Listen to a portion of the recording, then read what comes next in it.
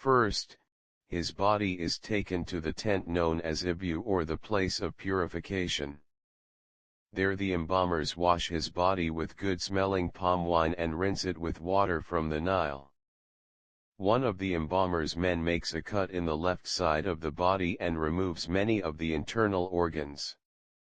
It is important to remove these because they are the first part of the body to decompose.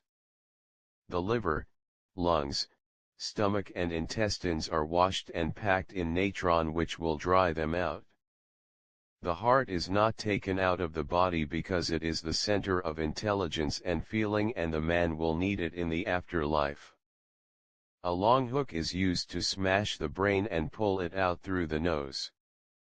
The body is now covered and stuffed with natron, which will dry it out.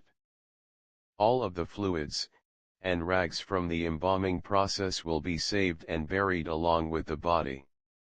After 40 days the body is washed again with water from the Nile. Then it is covered with oils to help the skin stay elastic. The dehydrated internal organs are wrapped in linen and returned to the body. The body is stuffed with dry materials such as sawdust, leaves and linen so that it looks lifelike.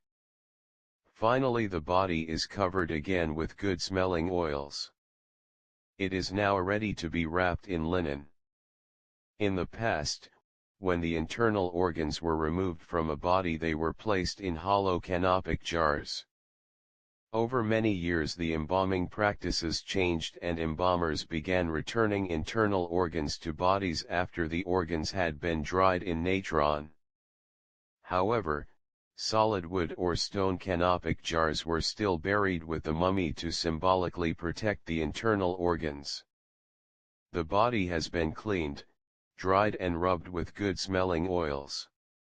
Now it is ready to be wrapped in linen. First the head and neck are wrapped with strips of fine linen. Then the fingers and the toes are individually wrapped. The arms and legs are wrapped separately. Between the layers of wrapping, the embalmers place amulets to protect the body in its journey through the underworld. A priest reads spells out loud while the mummy is being wrapped. These spells will help ward off evil spirits and help the deceased make the journey to the afterlife. The arms and legs are tied together. A papyrus scroll with spells from the Book of the Dead is placed between the wrapped hands. More linen strips are wrapped around the body.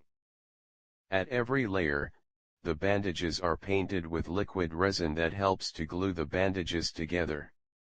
A cloth is wrapped around the body and a picture of the god Osiris is painted on its surface. Finally, a large cloth is wrapped around the entire mummy. It is attached with strips of linen that run from the top to the bottom of the mummy, and around its middle. A board of painted wood is placed on top of the mummy before the mummy is lowered into its coffin.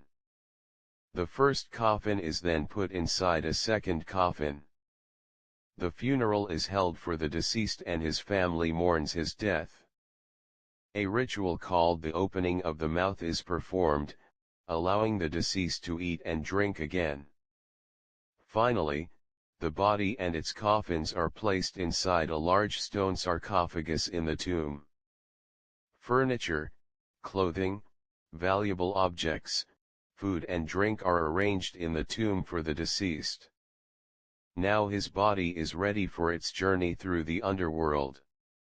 There his heart will be judged by his good deeds on earth. If his heart is found to be pure, he will be sent to live for all eternity in the beautiful field of reeds.